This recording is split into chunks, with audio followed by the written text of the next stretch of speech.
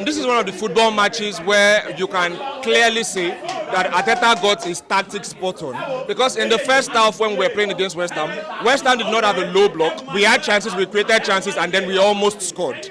But when it got to the second half and West Ham saw that they were already holding a nil-nil lead, nil-nil draw rather, they sat back and started to defend. And against a low block, Eze is not so influential in breaking down low blocks.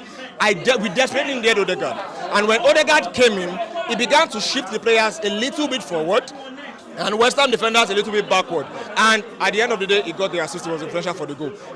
Odegaard was very much influential in breaking down. So as it stands, Arsenal are on top of the log, I think leading with 3 points. 5 points. 5 points. Okay, we are standing at the moment. So remaining 2 games to go. So Arteta has, he said something about taking the games, as it comes, as a final. So what are you hoping to see in the next 2 games for Arsenal to eventually lift the trophy?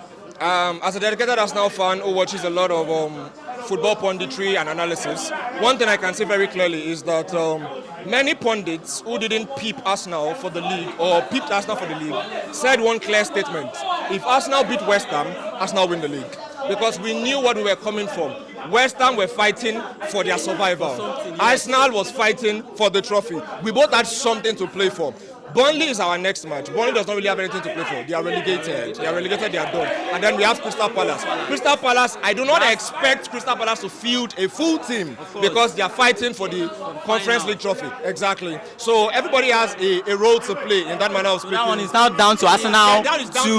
If Arsenal now bottled it. As an Arsenal fan, if we do not win the 2 matches on ground, we do not deserve to win the league. It is as clear as day. If we do not win the next 2 matches, we do not deserve to win the league. Because I don't want to be a negative somebody, but peradventure happens to turn out to for Arsenal to eventually bottle it. How are you gonna feel as a fan? I would feel grossly disappointed because more often being this close. Yes, more often than not, in the 3 seasons where we came second back to back, we were always so close. The very first time we got the second, we were so close yet so far. Yes, as at match day 32, Saliba had an injury, Thomas Partey had an injury, and from there Arsenal capitulated, we collapsed.